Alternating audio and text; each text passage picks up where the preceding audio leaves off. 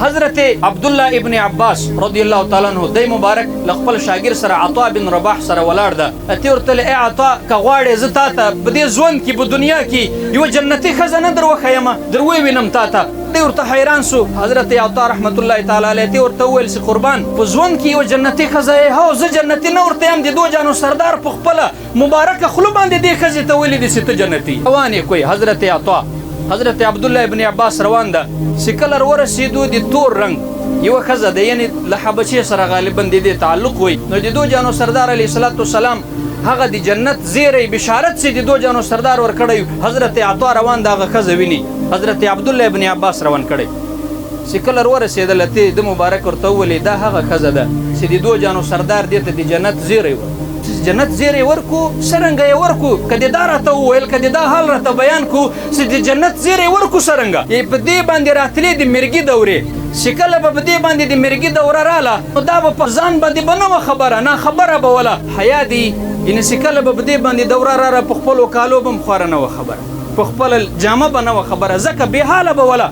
نو د دو جانو سردار بارګاه ته راله دا بیبي. ته ورته یا رسول الله درته قربان سم زه خو یو ډېر غټ تکلیف لرم، زه یو ډېر غټ عیب لرم او د تا بارګاه ته به دې رالم چې له دې درجې څوک خالي نه دي تللي یا رسول الله. که دې لاس راته پورته کړو او خدای زه له دې ازمایشه وایستلم نور زه څه شی نه غواړم. رسول الله مبارک ورته ویل څه عیب لرې، څه تکلیف لرې، ما ته یې بیان که. دا ورته یې درته قربان یا رسول الله مرګي دوره په ما باندې راځي، که په بازار کې یم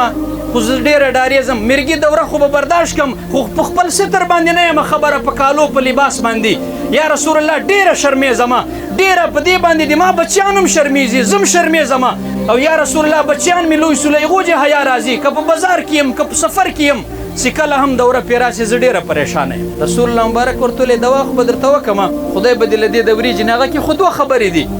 له مرګي چې خلاصون غواړې که جنت غواړې. نو رسول الله مبارک ورته وویل چې ای بیبي دوه خبرې دي،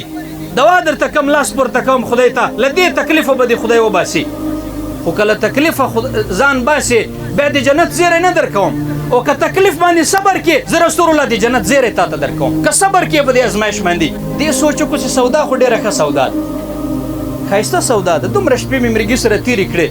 خو یا رسول الله درته قربان سمه مرګي دوره دي داسې دوا دې راته کړې وای چې دا پرده مې نه خرابېدله، د ما جامې د ما کالي په دې زه ډېره شرمېږم، له الله چې شرمېږم، له مخلوقه یې شرمېږم. یا رسول الله که دغه رسول الله ورته ویلې دغه سودا صحیح ده، د جنت زیری در کوم، خدای به جنت در کوي، په ژوند کې د جنت زیری ورکوي، او مرګي دورې باندې صبر وکړه خدای به تا ته جنت درکړي، او له ننه بعد به د تا د پردې هم الله تعالی داسې بندوبست وکړي که هر څومره دوره پې درسي ته به بې پردې کېږې نه،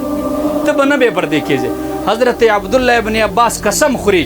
چې هغه رادوري مو دغه ښځه په خپلو سترګو ولیدله، دوره به پې ورتله،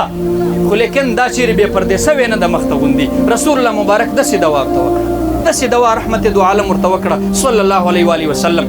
نو داسې امتحانات چې کله په سړي باندې ورسي الله تعالی په قرآن کې یایي کله دې په مال ازمېیمه، کله دې په ځان ازمېیمه، کله دې په اولاد ازمېیمه، په آغاز کې الله تعالی یې په خوف دې ازمېیمه، په لوږه دې ازمېیمه،